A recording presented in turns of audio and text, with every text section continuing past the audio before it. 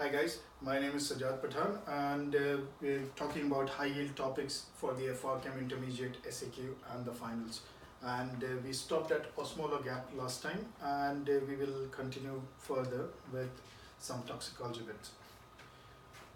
In toxicology, two things of prime importance. One is paracetamol and the second is TCM. Apart from this, if a question can be framed, I would say organophosphorus, methemoglobinemia. These two things will be the thing which you need to go through. The toxic metabolite in a paracetamol overdose is NAPQI, N-A-P-Q-I. Okay? Paracetamol is metabolized in the liver, so it's going to cause toxicity to the liver. Normal conditions, when you take your paracetamol 1 gram 4 times a day, your paracetamol gets converted into NAPQI. The NAPQI is the toxic metabolite that gets further metabolized or neutralized by glutathione. There will be a point where all the glutathione reserves are gone if you have overdosed. So you will have symptoms, you will have liver failure symptoms. Okay? That is why we start on N-acetylcysteine. N-acetylcysteine increases the glutathione reserves. Previously, we used to talk about toxic dose as more than 75 mg per kg in high risk patients, more than 150 mg per kg in low risk patients. However, now it is one single thing. It's more than 75 mg per kg body weight for everyone. You need to get the paracetamol levels after 4 hours of ingestion, not before that. Okay? So if the patient is just come in, do routine tests and conservatively manage it and wait for 4 hours. Yeah, if the patient is actually symptomatic, then you might consider starting the treatment if you feel they have taken more than 75 mg per kg body weight of paracetamol. NAC is to be diluted in 5% dextrose. The dosing regime is 150 mg per kg in 200 ml over 1 hour. Then comes 50 in 500 ml over 4 hours, and then 100 in 1 liter over the next 16 hours. That's your NAC. Can NAC be given orally? Yes, it can be. If any other alternative medications are available, yes, methionine. What is the most common side effect of NAC? Anaphylaxis. Sorry, my words are very important. What's the most common side effect? It's the GI side effect. They will get into nausea, vomiting. Anaphylactoid reactions do happen, not anaphylaxis. Anaphylactoid reactions do happen, in which case you can slow down the rate of NAC. Yeah. What's the best prognostic marker for paracetamol overdose? LFT. We do INR. Yeah, because liver failure is there. If their INR is getting deranged, that means they have poor prognosis. A very poor prognostic marker is acidosis. They can have acidosis due to multiple things. What are the indications for liver transplant? Usually they like to ask this question and they want us to know as well. I remember it as PLACE, P-L-A-C-E. If somebody is taking paracetamol in such a dose that they need liver transplant, they have to be transplanted to a place where they can do a transplant. Okay? They have to be transported to that place. So PLACE is P for PT greater than 100 seconds, L is lactic acidosis greater than 3.5 on admission, A is acidosis or pH less than 7.3, C is creatinine greater than 300 micromoles per liter, E is encephalopathic grade 3 and 4. TCA. We spoke about TCA in the past. TCA as a drug has multiple properties. It has alpha blocker properties, it has anticholinergic properties, it has sodium channel blocker properties. Yeah.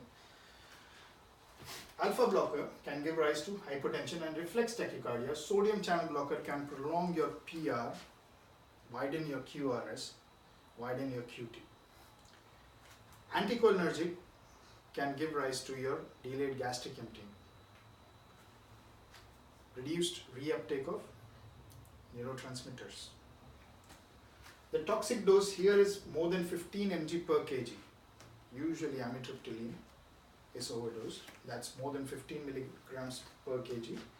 Initial blood test, venous blood gas and CK are important. ECG is very important because based on the ECG QRS, you will decide whether this patient needs to be started on sodium bicarbonate or not. QRS greater than 120 millisecond puts a patient at risk of arrhythmia. If it's greater than 160 milliseconds, that's 4 small squares, fatal arrhythmias will happen.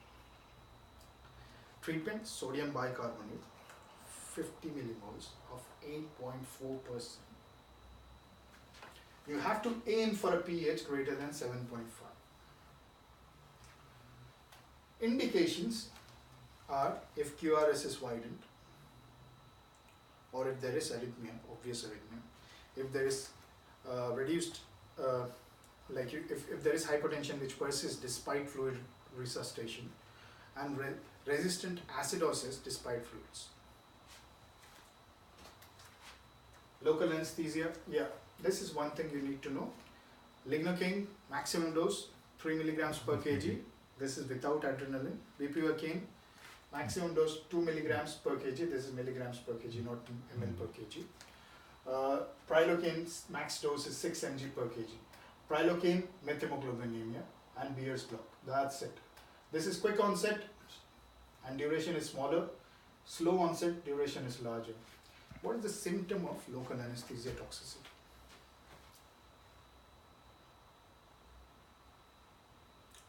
There's a patient who's come with 10 lacerations. You have given lignocaine, lignocaine, lignocaine, lignocaine. Lignocaine can even lead to arrhythmias, fatal arrhythmias. So immediately it will be arrhythmia? No. What is the first symptom? Feel nausea and headache. So first symptom is dizziness, circumoral numbness, tinnitus. So you need to ask the patient. If they say dizzy or tinnitus, metallic taste in the mouth, circumoral numbness, what will you do next? Alert.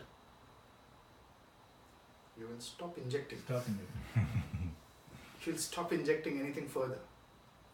Then you will move the patient to a monitored bed.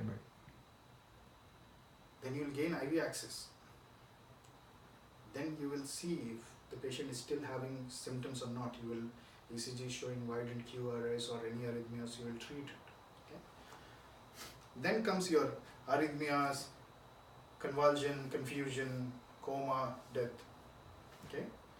So tinnitus, circumoral numbness, lightheadedness, metallic taste, confusion, bradycardias, convulsion, coma. You'll stop injecting, give supportive management. If the patient is having a cardiorespiratory collapse or arrhythmias or cardiac arrest, you're going to give intralipid emulsion. Okay? Intralipid emulsion is a fatty fluid. Any fatty fluid can cause pancreatitis. So if I say one side effect of propofol, pancreatitis, it's fatty. And propofol just looks like this. There's one calcium channel blocker which is very recent. It looks just like propofol. That can give rise to pancreatitis. Beta blocker overdose. Anybody in a cardiac arrest scenario or in any scenario where the patient is peri-arrest and comes with symptomatic bradycardia, look into their medications. They will be either on beta blockers or calcium channel blockers. If they are symptomatic, first step, stop the drug. Second step, glucagon. Okay. Most common side effect of glucagon? Vomiting. You'll use 1 to 2 milligrams of glucagon, can give rise to vomiting. You can give atropine, transcutaneous pacing, then isoprenaline. Okay. What are the risk of asystole? In beta blocker overdose. In symptomatic bradycardia. Unstable. No. If they had any recent asystole, they had any ischemic heart disease. Yeah, I'll tell you. It's Mobitz type 2, complete heart block, recent asystole. That's all. 3. Ventricular pause Ventricular pause. greater than 3 seconds. Don't confuse this with unstable features. Unstable features are syncope, dizziness, ischemic chest pain, signs of heart failure and hypotension. Those are unstable features. These are risk of asystole in a symptomatic bradycardia. Okay. So it's recent asystole, ventricular pause greater than 3 seconds, Mobitz type 2 and complete RPM. Patient fighting a ventilator. Constantly the ventilator is giving an alarm. How would you deal with this situation? First, dope. You see there is. You are over there and the alarm is banging in one of your resus bays. What will you do? You are on the desk. What will Go to the patient bedside first. First thing is you will go and reassess the patient. Yeah. You will go and check the patient. Is the patient okay? You have sedated the patient. Now the patient is on a ventilator. You want to check whether the patient is fine or not. You will check for the observation. You will inspect the chest, whether the chest is rising or not. You will listen to the chest. You will first find out if the patient is woken up. He's awake. He's in pain. You might have to sedate him more. So first is assess the patient and address patient-related factors. That is sedation,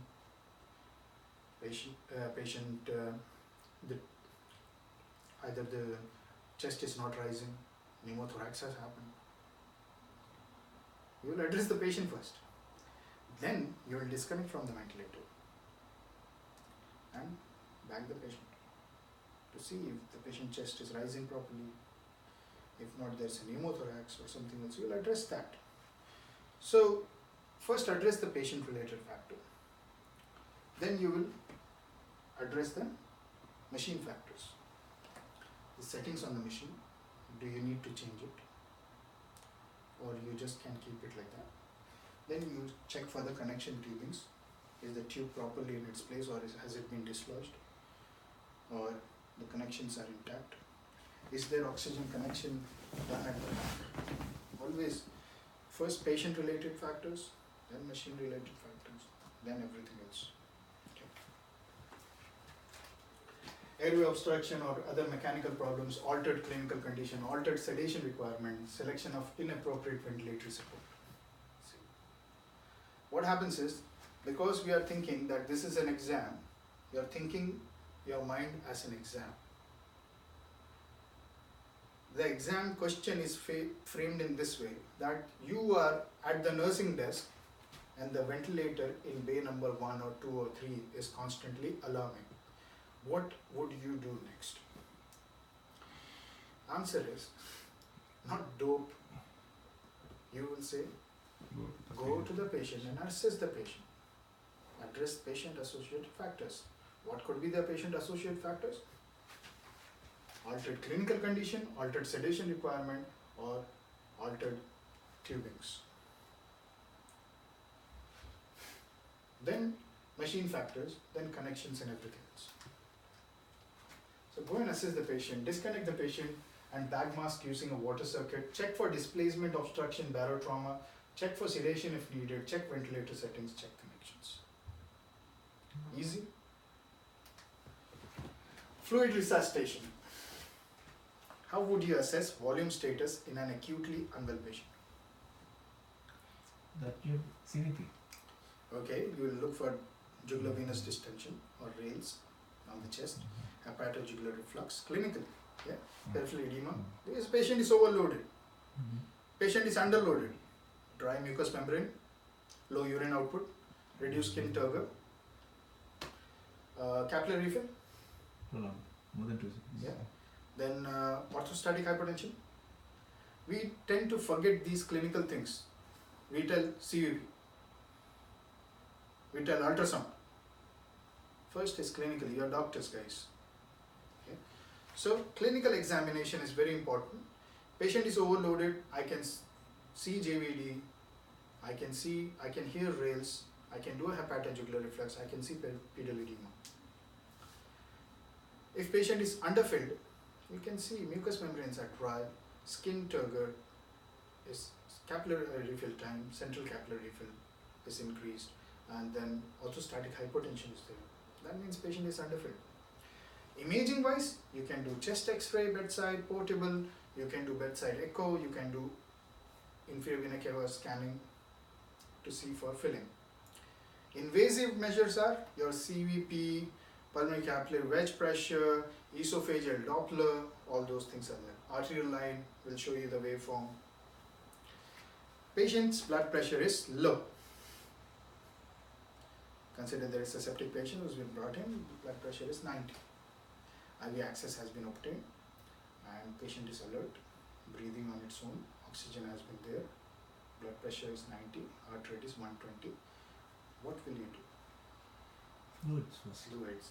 So when you give fluid, do you consider other things? You do consider like the age of the patient, comorbidity. You just don't say, okay, give a bolus of 1 liter fluid to everyone. So what we do is, we do judicious fluid resuscitation. This is the word they want to look in the exam. Judicious fluid resuscitation, maybe 10 ml per kg bolus, 20 ml per kg bolus. Judiciously you will give that, and then reassess the patient. Reassess for change in pulse pressure, reassess in improvement of urine output. You can do capillary refill, that's improved. Passive straight leg raise test will improve the blood pressure. Okay. Next is indications for renal replacement therapy. We did it last time. What are the indications for renal replacement therapy? Vowels. Vowels. E-I. Vowels. A-E-I-O-U. Acidosis. Resistant acidosis or refractory acidosis, pH less than 7.15. Electrolyte disturbances, refractory hyperkalemia, refractory hypernatremia. Ingestions, methanol, ethylene glycol, aspirin, theophylline, lithium, digoxin. Overload states due to uremia, pulmonary edema, and uremia, uremic encephalitis or pericarditis. We will stop here and will continue with some musculoskeletal in our next session.